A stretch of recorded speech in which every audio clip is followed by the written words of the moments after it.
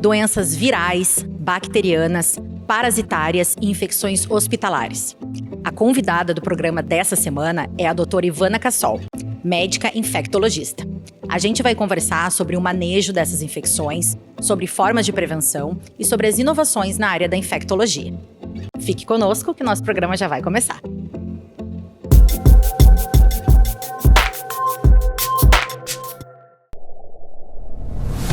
Santa Lúcia, presente nos caminhos que importam.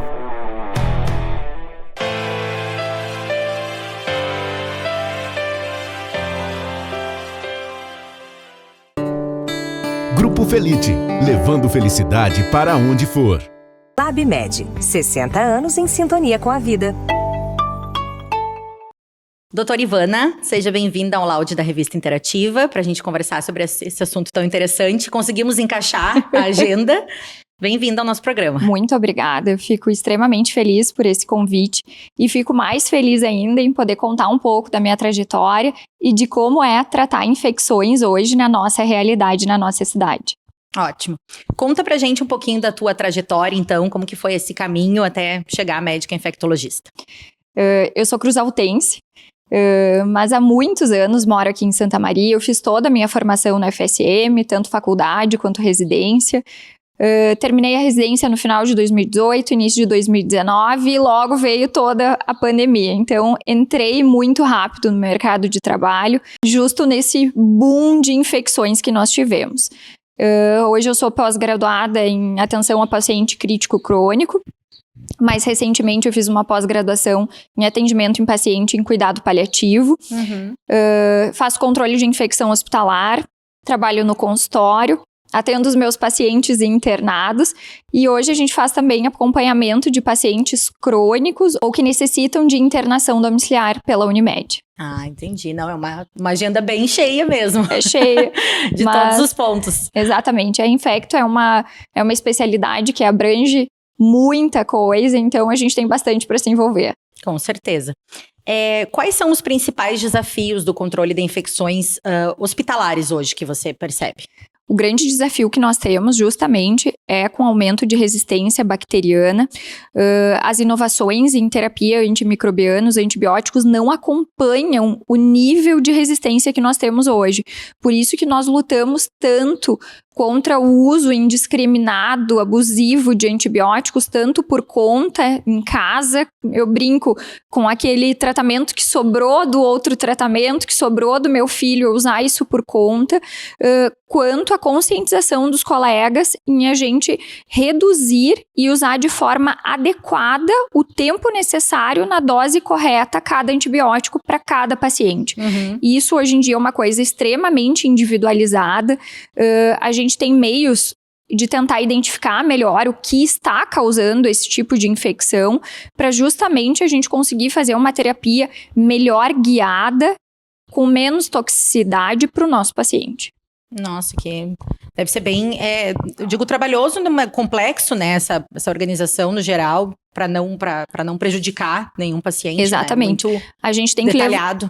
Exatamente. A gente tem que levar em consideração se é realmente um paciente que chega pra gente de casa, se ele é um paciente que já tem algum cuidado, por exemplo, é um paciente oncológico fazendo quimioterapia, ele é um paciente que faz hemodiálise.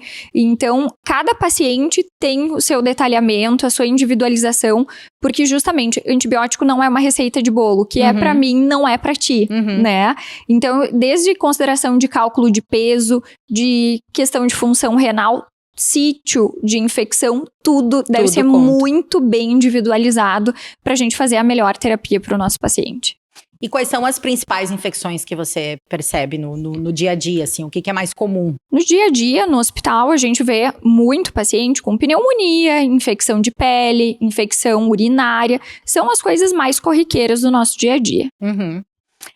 Como que a nossa população em geral pode se prevenir dessas infecções virais mais comuns, né? Quando que é a hora da busca de atendimento médico? As infecções virais, elas sempre vão existir, né? Nós entramos em contato com vírus o tempo inteiro. Quem convive com criança sabe muito bem disso. A criança fica resfriada, a gente fica resfriado junto. Então, assim, cuidados de higiene são muito importantes nesses casos, né? Desde a gente respeitar uma etiqueta da tosse, manter ambientes bem limpos, arejados, higiene de mãos adequadas, tudo vai nos ajudar para prevenção ou pelo menos reduzir a intensidade dessas infecções. E a busca de atendimento médico, assim, em que momento que aquilo liga o alerta, né?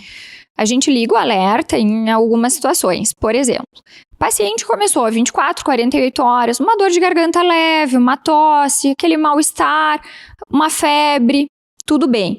Agora o paciente começou a não tolerar mais nada via oral, começou a ficar com uma sonolência muito diferente do habitual, por exemplo, um paciente idoso, começou com febre que não baixa 4, 5 dias, opa, tem alguma coisa diferente aqui.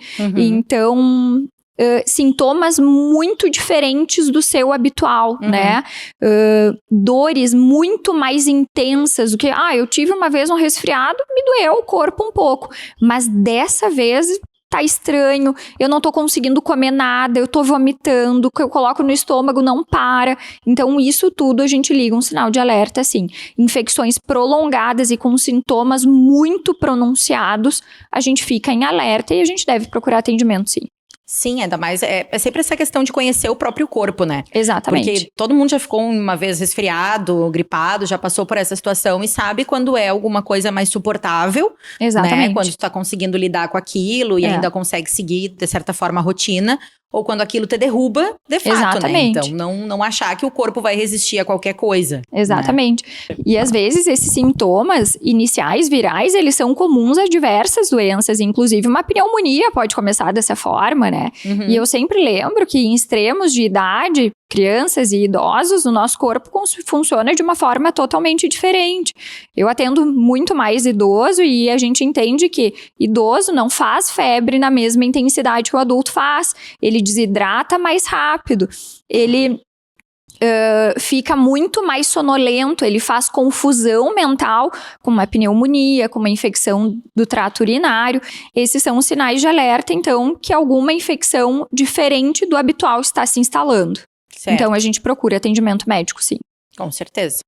E as medidas mais eficazes para combater infecções bacterianas, agora que você comentou, né? Infecções bacterianas que são resistentes, né? No ambiente que a gente convive.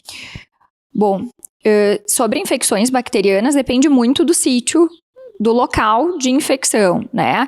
Pneumonias, por exemplo, num adulto, a gente tem vacinação, a gente tem no idoso olhar a questão se está deglutindo de forma adequada para não fazer uma pneumonia aspirativa, né? É se manter ativo fisicamente, é ter uma alimentação adequada. Isso tudo nos ajuda, sim, em infecções bacterianas, infecções num quadro geral, né? Infecção do trato urinário, a gente sempre vai ver se tem algum outro fator de risco. Será que esse paciente não tem uma pedrinha lá no rim? Será que ele não tá fazendo uma bexiga hiperativa? Não tá ficando resíduo na bexiga? Não despreza toda a urina que ele precisa. Então, será que ele tem alguma obstrução em algum canal que esteja fazendo isso? Então, todos os sítios têm as suas prioridades que devem ser avaliadas. Então, mas no geral, se manter, entre aspas, com uma boa imunidade, que é alimentação, atividade física, gerência de estresse, um sono adequado, ingesta adequada de água, isso tudo vai nos ajudar para infecções no geral. E a sua especialidade, doutora, ela é geralmente procurada diretamente pelo paciente, e aí, se for o caso, por exemplo, de uma pedrinha no rim, como você falou, alguma coisa, passar para uma outra especialidade, ou acaba que consulta um outro médico antes, achando que já é alguma coisa, e aí depois passa, não, o seu caso é infectologia. Exato. Infecções no geral, claro, com infectologista. A gente sim precisa muitas vezes de parceria de colegas, por exemplo, um urologista, um cardiologista, um pneumologista, o nefro. A gente trabalha muito com parceria, né? Eu recebo pacientes tanto de encaminhamento de outros colegas para ajudar nessas infecções, quanto recebo paciente de demanda espontânea, né? É desde um adolescente que quer fazer um check-up, também, então, pacientes adultos saudáveis no geral, olha, eu quero prevenir, eu quero saber o que eu posso fazer, eu quero fazer um check-up, eu quero entender como é que está a minha saúde, né? Então, eu recebo bastante paciente para profilaxias também, não só para tratamento de infecção. Então, a gente trabalha muito com parceria, mas muita demanda espontânea, é uma especialidade que vem se tornando mais conhecida, né? Ganhou um pouco mais de visibilidade em função disso, assim. Muitas vezes tu vira um médico da família porque as infecções são recorrentes, elas nos acompanham em toda a vida e a gente vai fazendo gerenciamento de tudo isso. Claro.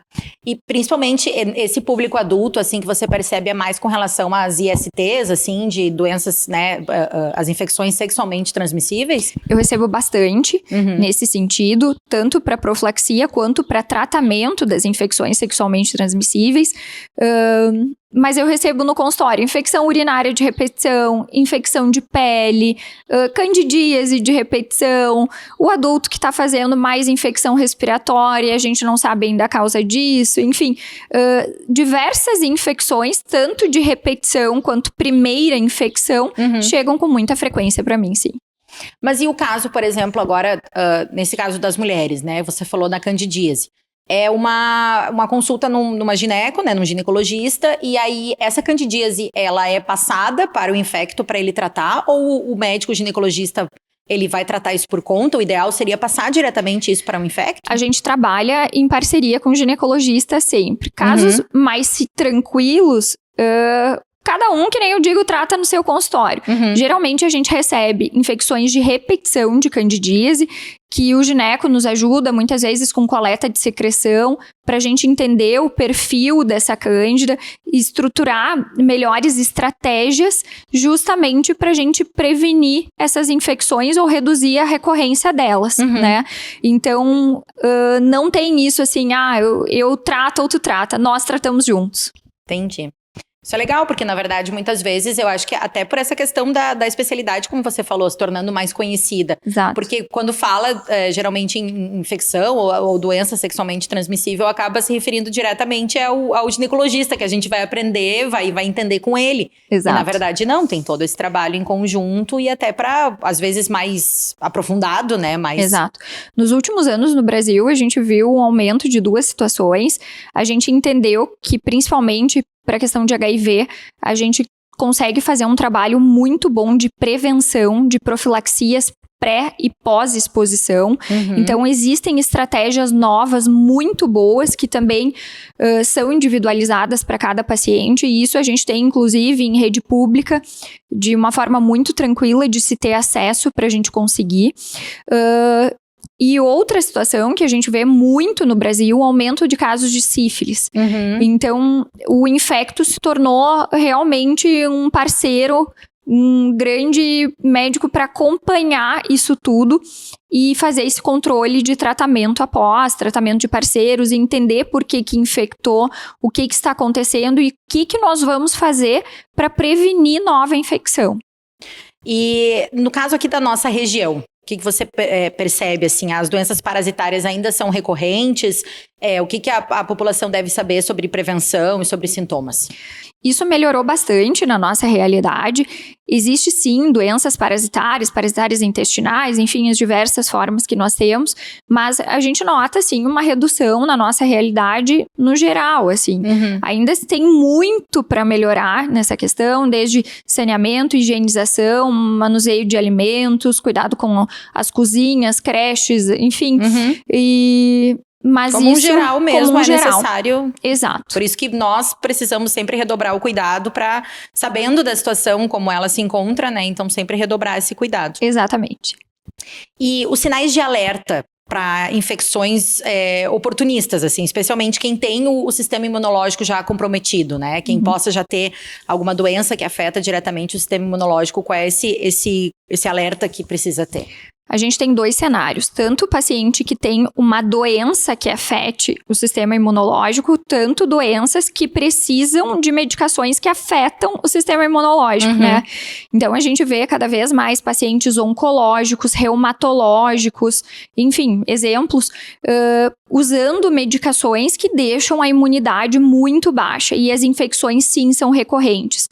Eu lembro nesses cenários que ainda a tuberculose é uma das infecções mais importantes no Brasil. Eu digo, é impossível falar de Brasil sem falar de tuberculose. E nesse cenário, principalmente o uso de imunobiológicos nesses pacientes. Os imunobiológicos são medicações que reduzem a nossa imunidade, vamos dizer assim. Sim. Que são utilizados no tratamento de doenças autoimunes, no geral, enfim. Então, a gente tem essas doenças desde infecções bacterianas de repetição, tuberculose, infecções fúngicas muito presentes nessa população. Então, eu sempre digo para os meus pacientes que estão em uso desse tipo de medicação ou que tenham alguma doença em fase de imunidade muito baixa, que sim, que se tem um acompanhamento com o infectologista, a gente tem que ficar de olho. A gente realmente tem parceria dos colegas, assim, em, olha, tem alguma coisa diferente aqui, essa tosse tá diferente, tá se estendendo há muito tempo, tem um infiltrado no pulmão novo.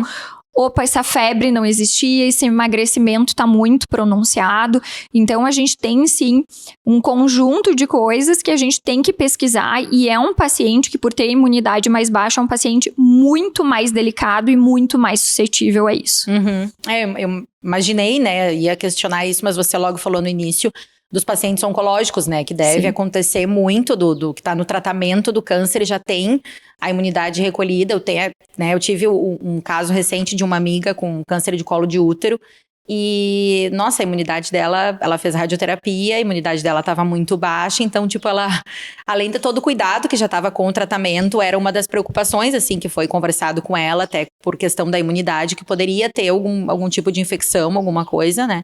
Em função disso, então tem todo esse cuidado redobrado, né? Todo esse cuidado. A gente sabe que esses tratamentos estão cada vez mais presentes na nossa realidade. Dificilmente a gente não conhece alguém que não passou por uma neoplasia ou que está com uma doença reumatológica e esteja nessa situação. E a gente se enfrenta muitas infecções em grande parte desses tratamentos, né? Hospitalizações, inclusive. Então, é um paciente que pode ter um caminho mais grave. É um paciente que a gente não pode usar todas as vacinas. Então, é um paciente que a gente tem que ter na mão, que a gente tem que entender o comportamento dele, porque ele pode ser muito atípico. E como que é feita a avaliação pré-operatória com relação a uma infecção, né? Quais são os riscos considerados ou minimizados? Todo procedimento tem risco. Desde a gente vai fazer algo estético, quando tirar sangue, um procedimento cirúrgico, a gente tem risco. Com certeza. Tanto para mais quanto para menos, dependendo da situação. Quando eu gosto muito de fazer a avaliação pré-operatória dos pacientes que vão a procedimentos cirúrgicos, por exemplo, colocar uma prótese de joelho, uma prótese de quadril, um implante de mama, para justamente explicar que todo procedimento, então, tem os seus riscos e o que nós podemos fazer para minimizar isso. Tanto de cuidados pré-operatórios, intraoperatórios, que a gente tem todo o cuidado redobrado de cirurgião, material, centro cirúrgico, tudo muito organizado, e cuidados pós-operatórios, tanto de curativo, de higiene, tudo que a gente pode fazer para reduzir. E se infelizmente houver a infecção, como nós podemos agir de uma forma mais rápida e eficaz para não deixar essa situação agravar. E uma dica que você possa trazer para os professores, para os pais, para evitar esses surtos de virose, né, em ambientes escolares, porque é bem como você comentou, né, tem uma criança em casa, às vezes tem mais de uma, aí a filha menor passa para maior, que daí daqui a pouco derruba o pai e a mãe também, e aí fica toda a família ruim, né, então o que seria de dica, assim, para a gente conseguir tentar evitar esse tipo de situação? A gente consegue reduzir um pouco justamente esse cuidado, um pouquinho mais de afastamento, manter o ambiente extremamente limpo, arejado, que eu sei que não é fácil na temperatura, nas condições que a gente tem, né? E carrega o álcool, lava a mão com água e sabão quando possível, né? A gente sabe que tem alguns vírus que é com água e sabão mesmo. Então, a gente ter esses cuidados justamente para tentar reduzir essas infecções. E, claro, esses cuidados de imunidade, de bons hábitos que sempre vão ajudar para todas as infecções. Sim, até essa questão do álcool mesmo, né? Na época que a gente teve a pandemia, era praticamente... Tem coisas que a gente pega o hábito quando necessário, mas aí depois parece que não tem mais importância. Na verdade, a ideia de fazer a higienização com álcool já era importante muito antes disso, né? Exato. Já era ideal, já era indicada, né? Exato. Isso se tornou um bom hábito que diversas pessoas conseguiram entender que a gente tem que higienizar as mãos de uma forma mais frequente, tanto com álcool quanto com água e sabão, que tudo é eficaz para nos ajudar nisso. E levar a sério, né, doutora, todas as considerações, porque acredito que muitas vezes a gente vai numa consulta, alguma coisa, e não leva, talvez, né, com a seriedade que deveria, assim, de pensar na questão de transmissão, do contato com outras pessoas, né? Então, pensa que isso não vai acontecer com alguém, não vai acontecer com um familiar, com um parceiro, com um amigo próximo, uma pessoa. E, na verdade, justamente essas pessoas, né, dos extremos, os idosos e as crianças que podem ser afetados da pior forma, né, pela saúde mais delicada. E levar a sério, na verdade, toda a indicação da consulta, né, do início ao fim. Exato. Eu sempre peço para os meus pacientes, por mais que vocês estejam bem, completem o tratamento proposto, façam as atividades que a gente combinou, as mudanças de hábito, de rotina, porque isso tudo nos ajuda, não só para o tratamento dessa infecção, quanto para as próximas. Um exemplo, o paciente que teve herpes zoster, que é uma coisa que a gente tem visto bastante também. A gente tem que fazer alguns exames, esse check-up, a gente tem que fazer os rastreios de neoplasias, ver algo que esteja fazendo essa imunidade ficar baixa. A maioria dos pacientes sequer quer fazer exame, né? Eles não entendem que eles precisam vacinar para não ter de novo e não ter de uma forma tão grave, né? Que é o caso da herpes mesmo, tem a vacina, né? Tem a vacina e é uma vacina com uma qualidade muito boa, com uma prevenção muito alta de recorrência. Então, assim, eu sempre brinco com os meus pacientes, caprichem tanto na medicação quanto nos hábitos. Até acho que um dos exemplos, eu acho que é mais comum, é a questão da infecção urinária, né? Porque muitas vezes ela tem a dor, o incômodo, que tem um remédio disponível na farmácia que tu pode comprar sem a receita. Só que se tu não tomar o antibiótico, ele não vai curar a infecção. Na verdade, ele só vai estar tapando o sol com a peneira, né? Ele vai te ajudar com relação à dor, mas aquela infecção, ela não vai estar curada. Então, aquilo pode piorar para uma próxima situação, né? Pode ser um acúmulo da infecção e ela vir muito pior depois. Exato. Esse remedinho que deixa a urina colorida é muito comum, mas ele é um tratamento apenas sintomático, paliativo. Ele não trata a infecção. Eu gosto sempre de fazer um exame de urina, coletar a cultura, que é para ver que tipo de bactéria cresce na urina, principalmente de infecções de repetição, para a gente entender, porque o padrão de resistência hoje em dia bacteriana é completamente diferente do que a gente já teve. Sim. Né? Então, a gente tem que ter um cuidado, a gente tem que usar antibiótico na hora certa. O tempo de tratamento também de infecções urinárias é uma coisa que mudou muito. Hoje a gente tem tratamento em dose única. Não existe mais aquela receita de bolo de toda infecção urinária, 7, 15, 30 dias. Sem desculpa, né, doutora? Sem desculpa para se tratar. Exato. A gente tem muita opção e realmente infecções mais tranquilas a gente já sabe na literatura que tem eficácia com menor tempo de tratamento. Mas isso é o médico que vai falar, claro, né? A gente não vai sair da cabeça da gente, nem do ChatGPT. Exato. Outra coisa que a gente nota em pacientes com infecção urinária é a baixa ingesta de água, é de não ter o hábito da água, né? Tem pacientes que perguntam, qual é a tua ingesta de água? Eu tomo um gole para tomar o comprimido. E isso. Acabou. Zero hidratação, nada.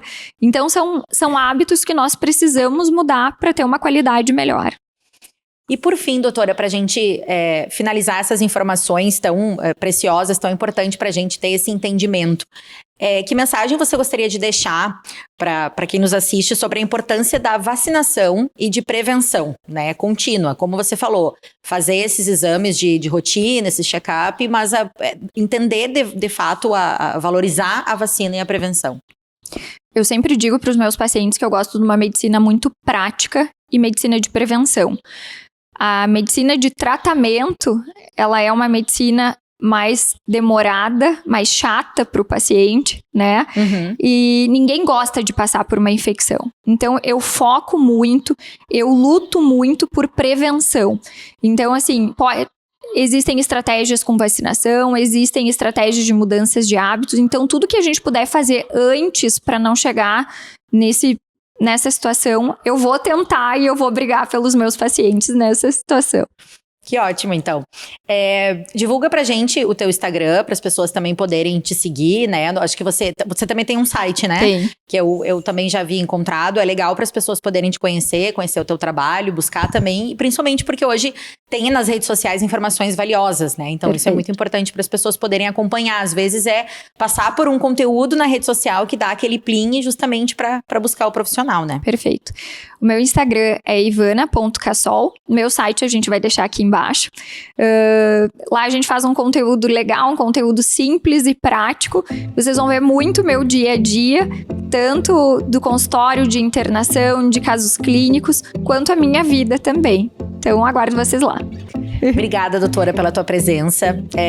O objetivo do programa da Interativa é esse, né? A gente trazer essas informações de forma leve, prática, simples, né? De forma que os leigos, que as pessoas entendam e que muitas vezes, se necessário, elas busquem um especialista, né? Não apenas, como a gente falou, achar que o corpo vai ter resistência para toda e qualquer coisa e para até mesmo uma questão de entender a importância da prevenção e da vacinação, mas, se for o caso, para buscar um tratamento adequado. Perfeito. Eu agradeço muito o convite e a oportunidade de estar aqui com vocês. Obrigada.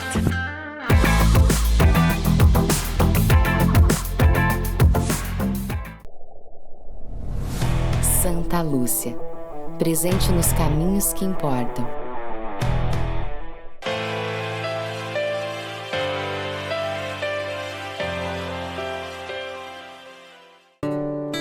Grupo Felite, levando felicidade para onde for. LabMed, 60 anos em sintonia com a vida.